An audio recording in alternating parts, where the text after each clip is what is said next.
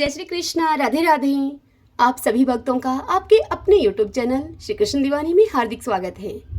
आज के इस वीडियो के माध्यम से हम जानेंगे हिंदू नववर्ष की पहली एकादशी कब है, यानी कि अप्रैल माह की दूसरी एकादशी कब है, कौन से शुभ योग बन रहे हैं, पूजा का शुभ मुहूर्त क्या रहेगा, पारण का समय क्या रहेगा, इस एकादशी का क्या महत्व है और अंत में कामदा एकादशी की व्रत कथा।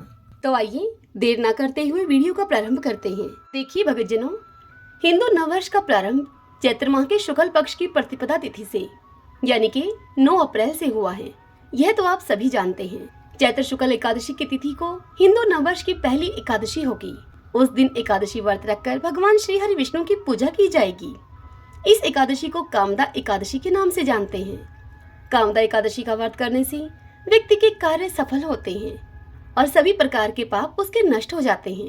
भगवान श्री हरि की कृपा से इस एकादशी का व्रत करने से राक्षस योनि से मुक्ति मिल जाती है। इस बार 2024 में वैदिक पंचांग के अनुसार चैत्र माह के शुक्ल पक्ष की एकादशी तिथि का प्रारंभ होगा 18 अप्रैल को।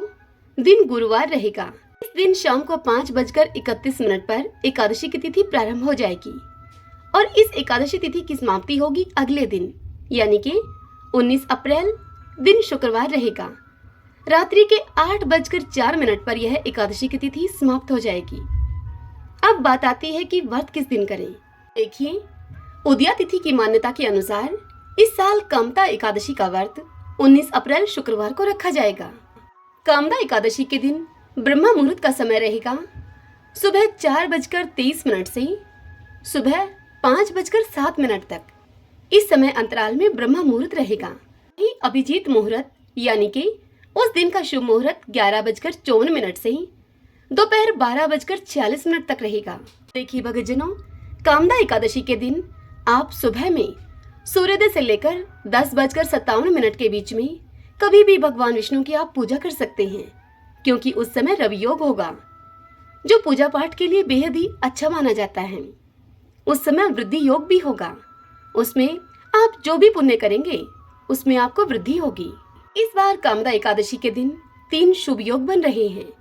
उस दिन रवि योग सुबह 5:51 से सुबह 10:57 तक रहेगा। वहीं वृद्धि योग रहेगा इस दिन प्रातः काल से लेकर देर रात 1:45 तक वृद्धि योग रहेगा। उसके बाद ये ध्रुव योग लग जाएगा। ये तीनों ही योग कार्यों के लिए बहुत शुभ हैं। कामदा एकादशी वाले दिन मघा नक्षत्र प्रातः काल से लेकर सुबह 10:57 तक रहेगा। उसके बाद से पूर्व फाल्गुनी नक्षत्र है।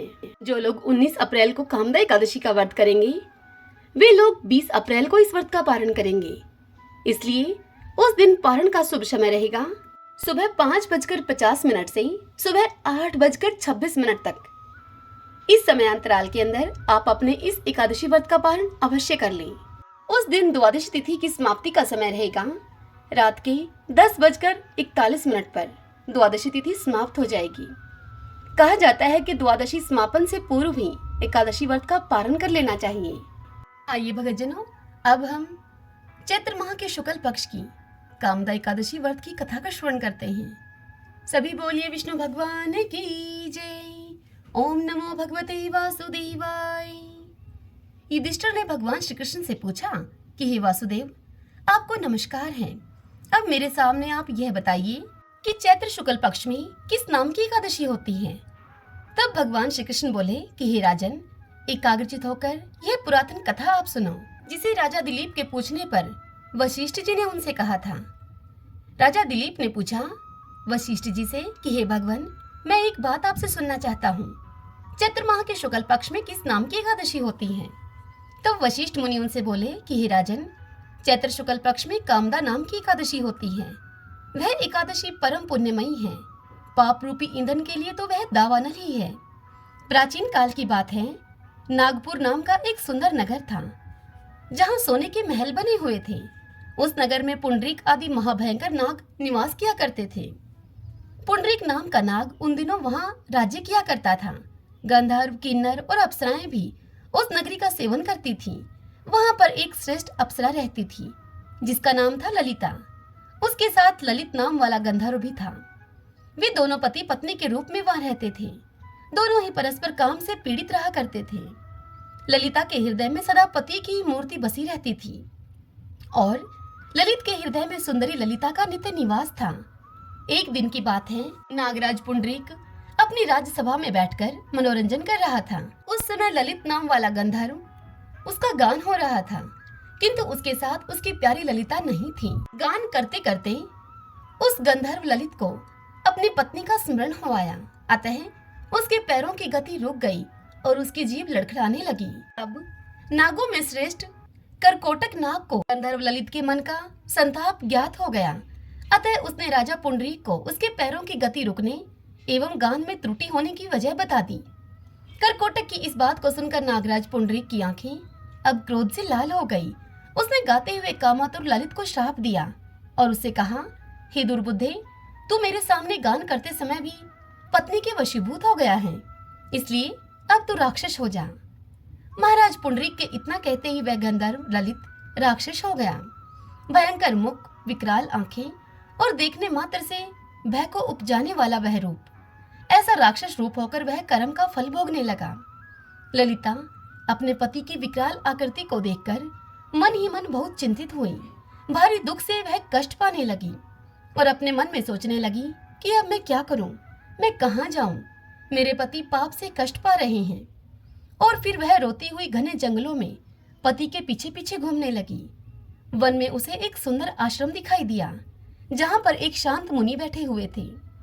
उन मुनि का किसी भी प्राणी के साथ वैर विरोध नहीं था। ललिता शीघ्रता के साथ वहां पर गई और उन मुनि को प्रणाम करके उनके सामने वह खड़ी हो गई। वे मुनि बड़े दयालु थे। उस दुखनी को देखकर वे मुनि उस दुखनी से इस प्रकार बोले।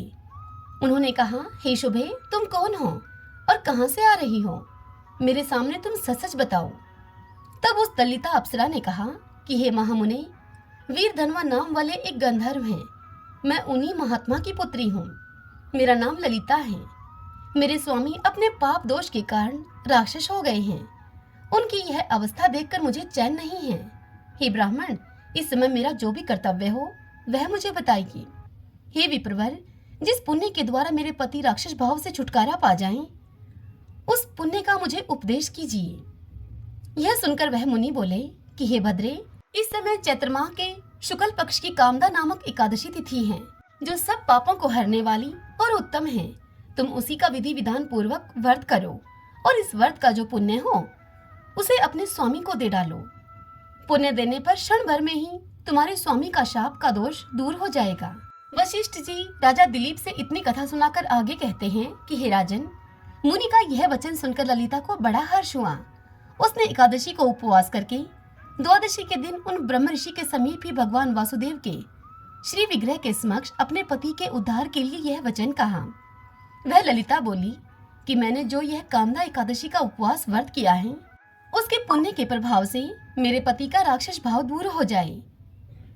ललिता के इतना कहते ही उसी क्षण ललित का पाप दूर हो गया। उसने दिव्य देह को धारण कर लिया, राक्षस भाव चला गया और उसे पुनः गंधर्व तव की प्राप्ति हुई।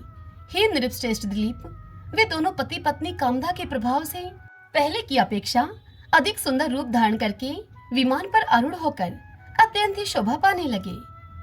यह जानकर इस एकादशी के व्रत का यत्न पूर्वक पालन करना चाहिए।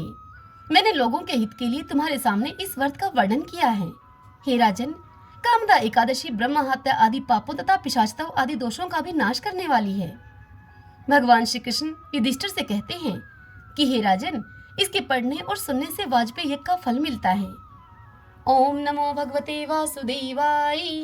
ओम श्री राधा कृष्णाभ्याम नमो नमः। भगतजनों, आशा करती हूँ यह जानकारी और यह व्रत कथा आपके लिए उपयोगी रहेगी।